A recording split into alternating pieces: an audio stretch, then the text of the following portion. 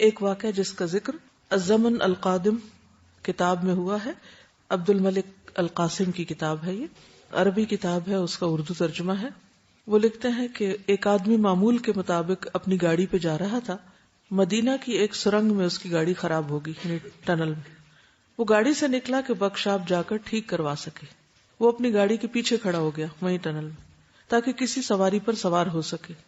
ایک تیز رفتار گاڑی آئی، اس نے پیچھے سے اس کو ٹکر ماری، کیونکہ عام طور پر ٹنل جو ہے وہ اس میں ایک تو سپیڈ بہت ہوتی ہے، دوسرے یہ کہ بعض اوقات اندھیرا ہو سکتا ہے یا دور سے نظر نہیں آتا کہ صرف گاڑی ہے یا گاڑی کے ساتھ کوئی اور بھی، اور سب سے بڑی بات یہ کہ تقدیر۔ تو پیچھے سے کسی نے آ کر اس کو مارا، اس کو سخت گہرے زخم آئے، وہ زخموں کی تاب نہ لا کر گر پڑا۔ سڑکوں پر نگران پولیس میں سے ایک کا کہنا ہے، میں اور میرا ساتھی آئے، یعنی جو پولیس پیٹرولنگ پولیس ہوتی ہے، اور ہم نے اسے اپنی سواری پہ سوار کیا۔ ہم اس کو اسپتال لے جانے لگے۔ یہ ایک نوعمر جوان تھا، ظاہری حلیے سے دیندار لگتا تھا۔ جب ہم نے اسے گاڑی میں ڈالا، ہم نے سنا وہ کچھ گنگنا رہا تھا۔ ہم جلدی میں تھے، اس کی بات نہ سمجھ سکے، مگر جب ہم گاڑی لے کر چل پڑے تو ہم نے واضح آواز سنی کہ وہ قرآن کی تلاوت کر رہا ہے، اور اس کی آواز بہت خوبصورت اور تر و تازہ تھی کہ ہم حیران رہ گئے۔ حالانکہ صورتحال یہ تھی کہ خون سے اس کے کپڑے رنگین ہو چکے تھے، ہڈیاں ٹوٹ چکی تھی، لگتا تھا کہ جان کنی کی حالت میں ہے۔ وہ ترتیل کے ساتھ قرآن پڑھتا رہا۔ میں نے اپنی زندگی میں ایسی آواز نہ سنی تھی۔ یوں لگا کہ میرے جسم اور پسلیوں میں لرزہ طاری ہو گیا ہے، یعنی اس کی وہ تلاوت سن کے۔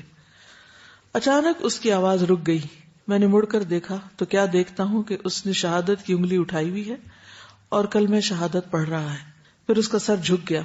میں پیچھے کی طرف اچھلا، میں نے اس کا ہاتھ ٹٹولا، اس کے دل کی حرکت اور سانس کو چیک کیا، کچھ بھی باقی نہ تھا۔ وہ زندگی کی قید سے آزاد ہو چکا تھا۔ میں اس کو دیر تک دیکھتا رہا، میری آنکھوں سے آنسو بہہ نکلے جو میں نے اپنے ساتھی سے چھپا لیے۔ میں نے اسے بتایا کہ یہ فوت ہو چکا ہے۔ میرا ساتھی زار و قطار رونے لگا۔ میں نے ایک لمبی ہچکی لی اور آنسو تھمنے کا نام نہیں لے رہے تھے۔ ہم اسپتال پہنچے، جو بھی ہمیں ملا ہم نے اسے اس نوجوان کا قصہ سنایا۔ اکثر لوگ اس حادثے سے متاثر ہوئے۔ ایک آدمی نے یہ قصہ سنا تو آگے بڑھ کر اس نوجوان کی پیشانی کا بوسہ لیا۔ سب اس پر مصر تھے کہ ہم تب تک نہیں جائیں گے جب تک اس کے جنازے کا پتہ نہ چلے کہ اس کا جنازہ کب ہوگا، تاکہ ہم اس کی نماز جنازہ پڑھ کر ہی جائیں، حالانکہ وہ سب کے لیے ان نون تھا۔ ہسپتال کے ملازمین میں سے ایک نے اس کے گھر رابطہ کیا، آگے اس کا بھائی تھا۔ اس نے اپنے بھائی کے متعلق بتایا، یعنی جو بھائی زندہ تھا اس نے اس فوت شدہ بھائی کے بارے میں بتایا کہ ہر سوموار کو وہ گاؤں میں دادی کے پاس ملاقات کے لیے جاتا تھا، بیواؤں اور یتیموں کی دیکھ بھال کرتا تھا۔ پورا گاؤں اس کو جانتا تھا۔ وہ ان کو دینی کتابیں اور دینی کیسٹس دیتا تھا۔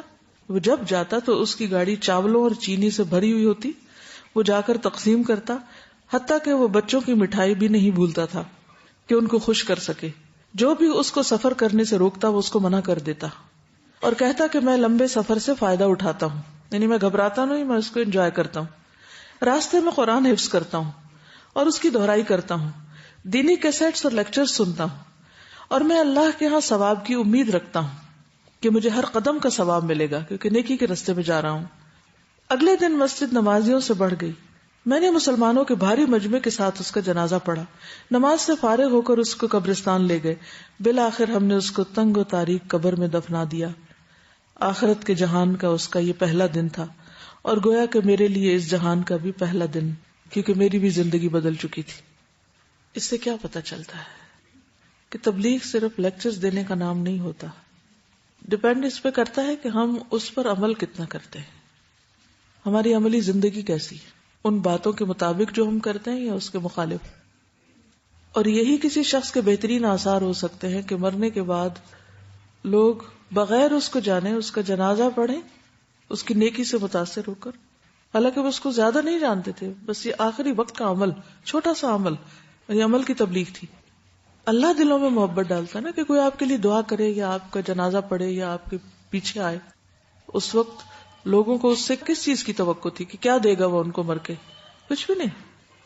وہ اس کی محبت میں جا رہے تھے اس کے پیچھے، اور اس سے محبت کیوں تھی؟ کیونکہ وہ اللہ سے اور اللہ کی کتاب سے اور اللہ کے دین سے محبت کرتا تھا۔ اب جتنے بھی لوگ اس کی وفات کے اس واقعے سے متاثر ہو کر بدل گئے، اس کا اجر کس کو ملے گا؟ اسی کو ملے گا۔ تو حقیقت یہ ہے کہ جو اچھا خاتمہ ہے وہ انسان کی سب سے بڑی خوش قسمتی ہے. کوئی بات آپ کہیں گے اس واقعے سے؟ جی، زندگی میں اس کا جو عمل تھا اور جس پر اس کی استقامت تھی اور لوگوں کے روکنے کے باوجود وہ اپنی نیکی پہ ڈٹا رہا، وہی عمل اس کا آخری عمل بن گیا. اسی راستے میں اس کی موت آ گئی.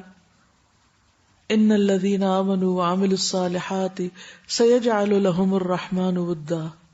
جو لوگ ایمان لائیں گے اور نیک عمل کریں گے، ان قریب اللہ تعالیٰ ان کے لیے دلوں میں محبت پیدا کر دے گا. تو ہمیں لوگوں کے پیچھے بھاگنے کی ضرورت نہیں کہ وہ ہمیں چاہیں یا وہ ہمیں محبت دیں. ہمیں اپنے آپ کو اللہ کے ساتھ خالص کرنے کی ضرورت ہے، اور باقی سب کچھ تو اللہ کے ہاتھ میں. وہ جس کے ذریعے چاہے گا دلوائے گا. حضرت ابراہیم علیہ السلام جب ان کو آگ میں پھینکا جا رہا تھا تو اس دوران کہ انہیں اٹھا کے آگ کی طرف لے جایا جا رہا تھا، جبریل علیہ السلام حاضر ہو گئے کہ بتائیے میں آپ کی کیا مدد کر سکتا ہوں. انہوں نے کیا کہا تھا اس وقت؟ حسبی اللہ و نعم الوکیل. آپ کی مدد نہیں، اللہ کی مدد چاہیے، اور اللہ ان کو کافی ہو گیا. بندے تو خود محتاج ہیں، مخلوق تو خود محتاج ہے، لیکن اتنا توکل ہو اللہ پہ تو پھر ہم کہتے ہیں نا. ورنہ تو ہر وقت ہماری نظر اس پہ ہوتی ہے جو لوگوں کے ہاتھ میں ہوتا ہے کہ کسی طرح یہ ہمیں کچھ دے دیں، ان سے ہمیں کچھ مل جائے. جبکہ سارے خزانوں کا مالک کون ہے؟ اللہ. اللہم لا مانع لما اعطیت ولا معطی لما منعت ولا ينفع ذا الجد منک